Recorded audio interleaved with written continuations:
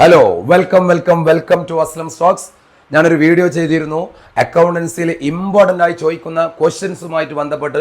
അതിൽ കൂടുതൽ കുട്ടികൾക്കും ഡൗട്ടുള്ള ഒരു ഭാഗമാണ് ബി ആർ എസുമായി ബന്ധപ്പെട്ട് ഒരു ക്വസ്റ്റ്യൻ നമുക്ക് ചെയ്യാം. എന്താണ് BRS എന്ന് നമ്മൾ ആദ്യം പഠിക്കണം. സിമ്പിളാണ്, ഒരു പ്രയാസമില്ല, ഒരു ബുദ്ധിമുട്ടില്ല. നിങ്ങൾ നല്ലോണം ശ്രദ്ധിച്ചാൽ മതി. BRSന്റെ ഫുൾ ഫോം എന്താ? Bank reconciliation statement. ആദ്യം എന്താണ് BRS എന്ന് പറയാം. BRS is the statement prepared by the depositor for the purpose of reconciling bank balance and cash book balance. അല്ലേ? അഥവാ BRS ഉണ്ടാക്കുന്നത് ആരാ? Prepared by the depositor. Depositor ആണ് BRS ഉണ്ടാക്കുക, ഒരിക്കലും ബാങ്ക് അല്ല. ഡെപ്പോസിറ്റർ എന്തിനാണ് ഉണ്ടാക്കുന്നത്? For the purpose of reconciling bank balance, passbook balance and cash book ബാലൻസിൽ മിസ്മാച്ച് വരുമ്പോൾ അതിനെ ശരിയാക്കാൻ വേണ്ടിയിട്ടാണ് എന്തുണ്ടാക്കുന്നത്? BRS ഉണ്ടാക്കുന്നത്. നമ്മളെല്ലാവരും ഡബിൾ കോളം ക്യാഷ് ബുക്ക് പഠിച്ചതാണ്. എന്താണ് ഡബിൾ കോളം ക്യാഷ് ബുക്ക് എന്ന് നിങ്ങൾക്ക് അറിയാം. ബാങ്കുമായി ബന്ധപ്പെട്ടതും അതേപോലെ ക്യാഷുമായി ബന്ധപ്പെട്ട രണ്ട് രീതിയിലുള്ള റെസിപ്റ്റ്സും രണ്ട് രീതിയിലുള്ള പേയ്മെന്റ്സ് വരുന്നു, ഇല്ലേ? അപ്പൊ ഡബിൾ കോളം ക്യാഷ് ബുക്കിൽ ഒരു ഭാഗമാണല്ലോ ബാങ്കിന്റെ ബാലൻസ്. ബാങ്ക് കോളം, ബാങ്കിലേക്ക് ക്യാഷ് വരുന്നതും ബാങ്കിൽ നിന്ന് ക്യാഷ് പോകുന്നതും. അങ്ങനെ നമ്മൾ BRS ഉണ്ടാക്കാൻ കുറച്ച് കാരണങ്ങളൊക്കെ ഉണ്ടാകും. ഇപ്പൊ ഞാൻ പറയുന്നില്ല, ഞാൻ നേരെ പ്രോബ്ലത്തിലേക്ക് പോവുകയാണ്. എക്സാം ആയതുകൊണ്ട് തന്നെ നിങ്ങൾക്ക് പെട്ടെന്ന് കിട്ടേണ്ടത് പ്രോബ്ലം ആയിരിക്കാം. അപ്പോൾ നമ്മൾ ക്യാഷ് ബുക്ക് ഉണ്ടാക്കുമ്പോൾ, ഡബിൾ കോളം ക്യാഷ് ബുക്ക് ഉണ്ടാക്കുമ്പോൾ ഡബിൾ കോളം ക്യാഷ് ബുക്കിന്റെ ബാലൻസും നമ്മൾ യഥാർത്ഥ ബാങ്കിലുള്ള ബാലൻസും തമ്മിലുള്ള മിസ്മാച്ച് വരുമ്പോൾ അതിനെ ശരിയാക്കാൻ വേണ്ടി ഉണ്ടാക്കുന്ന ബുക്കാണെന്ന് പറയാ BRS അഥവാ സ്റ്റേറ്റ്മെന്റ് ആണ്. ഇത് ഉണ്ടാക്കുന്ന ആള് ഡെപ്പോസിറ്റർ ആണ്. BRS ഉണ്ടാക്കുന്നത് ആരാ? ഡെപ്പോസിറ്റർ ആണ്. ബാങ്ക് ഒരിക്കലും BRS ഉണ്ടാക്കുന്നില്ല, ഡെപ്പോസിറ്റർ ആണ് ഉണ്ടാക്കുന്നത്. ഇനി നമ്മൾ നേരിട്ട് BRSലേക്ക് പോവാം. BRS മൂന്ന് രീതിയിൽ ഉണ്ടാക്കാം. ഒന്ന്, BRS ഉണ്ടാക്കുന്നതുമായി ബന്ധപ്പെട്ട് ഒന്ന് bank balance as per cash book, അതുമല്ലെങ്കിൽ bank balance as per passbook, അതുമല്ലെങ്കിൽ ഓവർ ഡ്രാഫ്റ്റ്. മൂന്ന് രീതിയിൽ ക്വസ്റ്റ്യൻ ചോദിക്കാം. ഒന്നെങ്കിൽ ഇതേപോലെ ആയിരിക്കാം. ക്വസ്റ്റ്യൻ കണ്ടില്ലേ? Prepare bank reconciliation statement. Bank reconciliation statement ഉണ്ടാക്കാനാണ് പറയുന്നത്. ഇനി ഇതിൽ ശ്രദ്ധിക്കേണ്ട ഒരു വിഷയം, balance as per cash book ആണോ പാസ്ബുക്ക് ആണോ ഓവർ ഡ്രാഫ്റ്റ് ആണോ എന്നാണ് നിങ്ങൾ ആദ്യം നോക്കേണ്ടത്. ഇതിലാണ് ഇതിന്റെ എല്ലാ ടെസ്റ്റും കിടക്കുന്നത്. ഇതിൽ ഫസ്റ്റ് നോക്ക്, balance as per cash book എന്നാണ് പറയുന്നത്. Balance as per cash book ഒരു ക്വസ്റ്റ്യൻ ചോദിക്കാം. അതുമല്ലെങ്കിൽ ചിലപ്പോൾ ക്വസ്റ്റ്യൻ ഇങ്ങനെ ആയിരിക്കാം, ബാലൻസ് ആസ് പെർ പാസ്ബുക്ക് ആവാം. അതുമല്ലെങ്കിൽ ബാലൻസ് ആസ് പെർ എന്തായിരിക്കും? ഓവർ ഡ്രാഫ്റ്റ് ആയിരിക്കാം. ഇവിടെ ക്വസ്റ്റ്യൻ എന്താ? Balance as per cash book. ഇങ്ങനെ പറഞ്ഞു കഴിഞ്ഞാൽ സിമ്പിൾ ആയിട്ട് മനസ്സിലാക്കിക്കോ, നമ്മൾ ആരുടെ ഭാഗത്താണുള്ളത്? ബിസിനസിന്റെ ഭാഗത്താണുള്ളത്. നമ്മൾ ആര് ചെയ്ത പോലെ ചെയ്യണം? ബാങ്ക് ചെയ്ത പോലെ ചെയ്യണം. നമ്മൾ balance as per cash book എന്ന് പറയുമ്പോൾ നമ്മൾ ബിസിനസിന്റെ ഭാഗത്താണുള്ളത്. നമ്മൾ ആര് ചെയ്ത പോലെ ചെയ്യണം? ബാങ്ക് ചെയ്ത പോലെ ചെയ്യണം. അപ്പോഴാണ് അത് കറക്റ്റ് ആവുള്ളൂ. അപ്പൊ നമ്മൾ ആദ്യം തരുന്നത് balance as per cash book എന്നുള്ള സംഖ്യ 12,500 നമ്മൾ എവിടെ ഇടുന്നു? പ്ലസ് ചിഹ്നത്തിൽ ഇടുന്നു. ഇത് ആഡ് ചെയ്യുന്നത്, ഇത് ലെസ് ചെയ്യുന്നത്, ഇത് പർട്ടിക്കുലർ. മൂന്ന് കോളാണ് BRS ഉണ്ടാവുക. Particular plus minus. ആഡ് ചെയ്യാളൊക്കെ ആഡ് ചെയ്യാളാണ് കേട്ടോ. അപ്പോൾ balance as per cash book എന്നുള്ള ബാലൻസ് നമ്മൾ പ്ലസിന്റെ ഭാഗത്തിടുന്നു. ഓക്കെ ആണല്ലോ. ഇനി രണ്ടാമത്തെ ക്വസ്റ്റ്യൻ ശ്രദ്ധിച്ചോ. Cheque deposited into bank but not credited 5,000. ഞാൻ ആദ്യം ഒരു സംഭവം പറഞ്ഞുതരാം. ബാങ്കിലേക്ക് പൈസ വരികയാണെങ്കിൽ അത് ക്രെഡിറ്റ് ആയിരിക്കും. ബാങ്കിൽ നിന്ന് പൈസ പോവുകയാണെങ്കിൽ അത് ഡെബിറ്റ് ആയിരിക്കും. എന്നാൽ ക്യാഷ് ബുക്കിൽ അങ്ങനല്ല. ക്യാഷ് ബുക്കിൽ പൈസ വരിക എന്ന് പറയുമ്പോൾ ഡെബിറ്റും, ക്യാഷ് ബുക്കിൽ നിന്ന് പൈസ പോവുക എന്ന് പറഞ്ഞാൽ ക്രെഡിറ്റുമാണ്. അപ്പൊ ബാങ്കിലേക്ക് ചെക്ക് ഡെപ്പോസിറ്റ് ചെയ്താൽ, ബാങ്കിലേക്ക് പൈസ വന്നാൽ ബാങ്കിൽ എന്താണ് ആവുക? ക്രെഡിറ്റ് ആണ് ആവുക. അത് മനസ്സിലാക്കി വെക്കുക. അപ്പൊ ശ്രദ്ധിച്ചോ, ഈ ക്വസ്റ്റ്യൻ ശ്രദ്ധിക്ക്. Cheque deposited into bank. നമുക്കൊരു ചെക്ക് കിട്ടി, ഒരു കസ്റ്റമറിൽ നിന്ന് നമുക്ക് ചെക്ക് കിട്ടി. ചെക്ക് കിട്ടുമ്പോൾ തന്നെ നമ്മൾ ബിസിനസിന്റെ ഡബിൾ കോളം ക്യാഷ് ബുക്കിൽ പൈസ കൂടിയതായിട്ട് കാണിച്ചിട്ടുണ്ടാവും. നമ്മുടെ അസംഷൻ എന്താ? ആ ചെക്കിൽ എന്തുണ്ട്? പൈസ ഉണ്ട് എന്നുള്ളതാണ്. ഇപ്പൊ ഉദാഹരണമായിട്ട് പറയാ, ബാങ്കിൽ ഒരു 50,000 രൂപ ഉണ്ടെന്ന് വിചാരിച്ചോ. അഥവാ ക്യാഷ് ബുക്ക് ബാലൻസിൽ 50,000 രൂപയാണ് ബാങ്കിലുള്ളത്. അബു എന്ന് പറയുന്ന ഒരാൾ ചെക്ക് തന്നു 2,000 രൂപന്റെ എന്ന് വിചാരിച്ചോ. അപ്പൊ നമ്മൾ ആ ചെക്ക് കിട്ടുന്ന ഡേറ്റിൽ തന്നെ ബാങ്കിൽ പൈസ വന്നു. എത്ര രൂപ? 2,000. അപ്പൊ ഓൾറെഡി എത്ര ഉണ്ട്? 50,000. പ്ലസ് 2000 കൂടി വരുമ്പോൾ ബാങ്കിൽ എത്ര ബാലൻസ് ഉണ്ട്? 52,000 എന്നാണ് നമ്മൾ വിചാരിക്കുന്നത്. അപ്പൊ ചെക്ക് കിട്ടുമ്പോൾ തന്നെ നമ്മൾ ബാങ്കിൽ ക്യാഷ് വന്നതായിട്ട് കാണിക്കുന്നു, അഥവാ ക്യാഷ് കൂടിയതായിട്ട് കാണിക്കുന്നു. പക്ഷേ എന്താ സംഭവിക്കുന്നത് നോക്ക്. Cheque deposit into bank, ആ ചെക്ക് നമ്മൾ എവിടെ കൊണ്ടുപോയി കൊടുത്തു? ബാങ്കിൽ കൊണ്ടുപോയി കൊടുത്തു. ബട്ട് നോട്ട് ക്രെഡിറ്റഡ്, ബാങ്കിൽ ആ ചെക്ക് ക്രെഡിറ്റ് ആയിട്ടില്ല എന്ന് പറഞ്ഞാൽ ആ ചെക്കിൽ എന്തില്ല? ക്യാഷ് ഇല്ല. അപ്പൊ എന്താ അതിന്റെ അർത്ഥം? നമ്മൾക്ക് ചെക്ക് കിട്ടിയപ്പോൾ തന്നെ ഡബിൾ കോളം ക്യാഷ് ബുക്കിൽ ബാങ്കിൽ നമ്മൾ പൈസ വന്നതായിട്ട് കാണിച്ചു, പക്ഷെ ബാങ്കിൽ ആ പൈസ വന്നിട്ടില്ല. അപ്പൊ എന്താ സംഭവിച്ചു നോക്ക് അല്ലേ? ഇതാണ് BRS ഉണ്ടാക്കാൻ വെറുതെ ഒരു ഊഹം വെച്ച് പറയാം, ഇങ്ങനെ ഒരു അസംഷൻ അല്ലേ. നമ്മൾ ഇത് ബിസിനസ് ആണ്, ഇത് ബാങ്ക് ആണ്. നമ്മൾ ആര് ചെയ്ത പോലെ ചെയ്യണം? ബാങ്ക് ചെയ്ത പോലെ ചെയ്യണം. കാരണം ഇവിടെ ക്യാഷ് ബുക്ക് ആണല്ലോ. അപ്പോ നമുക്ക് ചെക്ക് കിട്ടുമ്പോൾ തന്നെ നമ്മൾ ബിസിനസിന്റെ ക്യാഷ് ബുക്കിൽ ബാങ്ക് ബാലൻസ് കൂടിയതായിട്ട് കാണിച്ചു. എത്ര രൂപ? 5000 രൂപ ബാങ്കിൽ കൂടിയതായിട്ട് കാണിച്ചു. ഓക്കെ ആണല്ലോ, എന്റെ കൈ കാണുന്നില്ലേ? 5000 രൂപ കൂടിയതായിട്ട് കാണിച്ചു. പക്ഷേ ബാങ്കിൽ ആ പൈസ കൂടാത്തോണ്ട് ബാങ്ക് ആ പൈസ കൂട്ടിയിട്ടില്ല. അപ്പൊ സത്യത്തിൽ ആര് ചെയ്തതാ ശരി? ബാങ്ക് ചെയ്തതാണ് ശരി.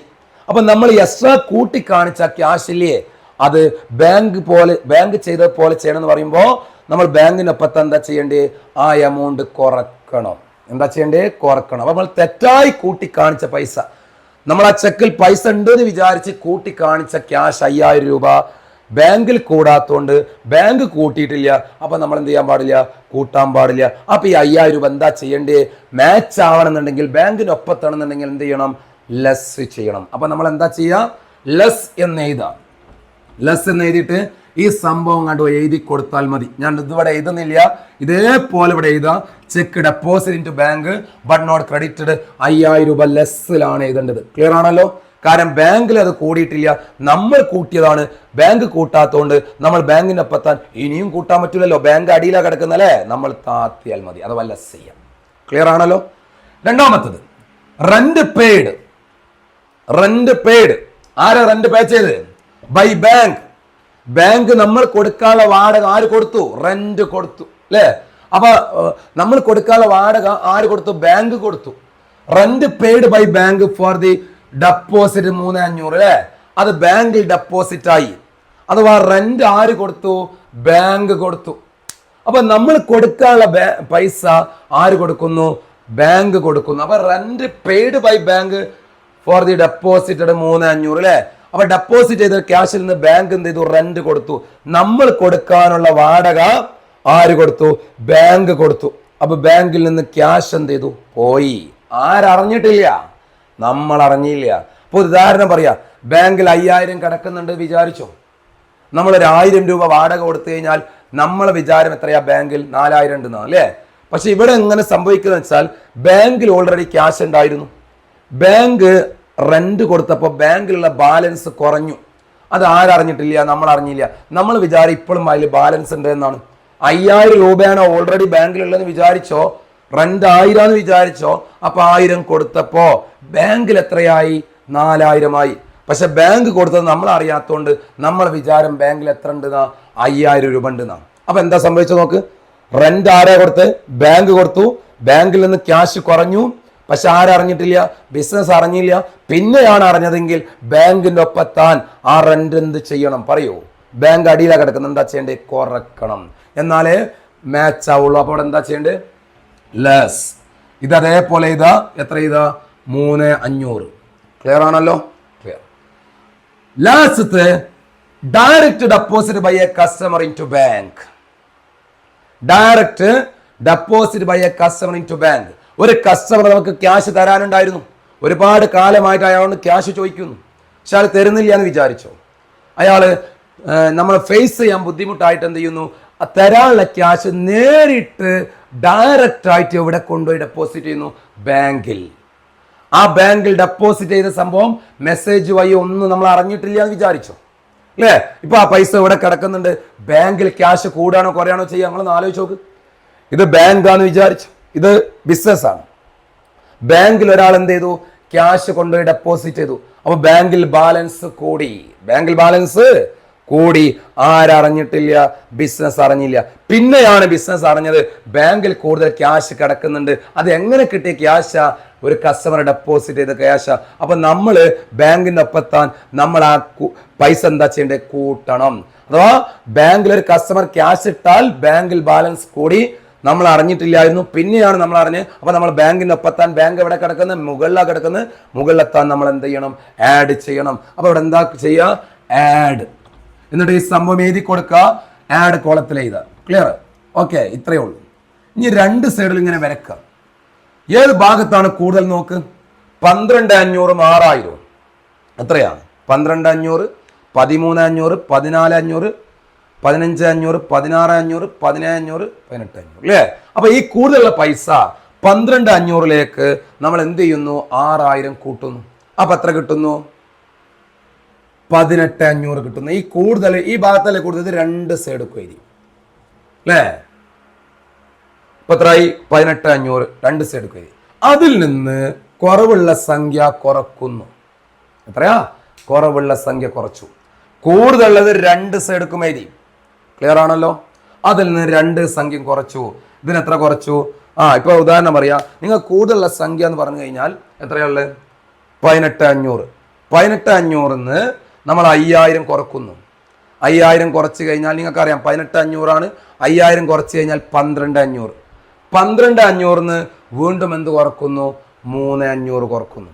അപ്പൊ 3,500 കുറച്ച് കഴിഞ്ഞാൽ കിട്ടുന്ന ബാലൻസ് അത് നമ്മൾ എന്താ എഴുതേണ്ടി അറിയോ? ബാങ്ക് ബാലൻസ് ആസ് പെർ എന്താ എഴുതണ്ടേ? നമ്മൾ ആരപ്പത്തണ്ടേ? ക്യാഷ് ബുക്കിന്റെ ഒപ്പം തുടങ്ങി. ക്യാഷ് ബുക്കിന്റെ ഒപ്പം തുടങ്ങിയിട്ട് എന്ത് ചെയ്യണം? ആരെ കൂടെത്തണം? ബാങ്കിന്റെ കൂടെത്തണം അല്ലെ?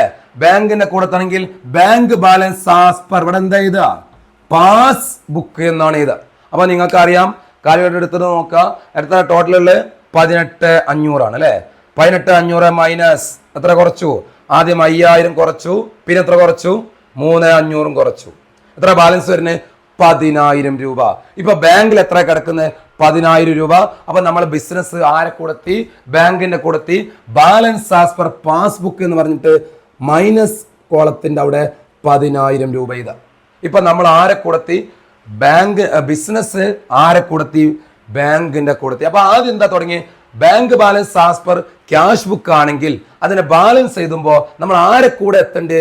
Bank balance as per passbook. വളരെ സിമ്പിളാണ്. അപ്പൊ എന്തിനാ BRS ഉണ്ടാക്കുന്ന മക്കളെ?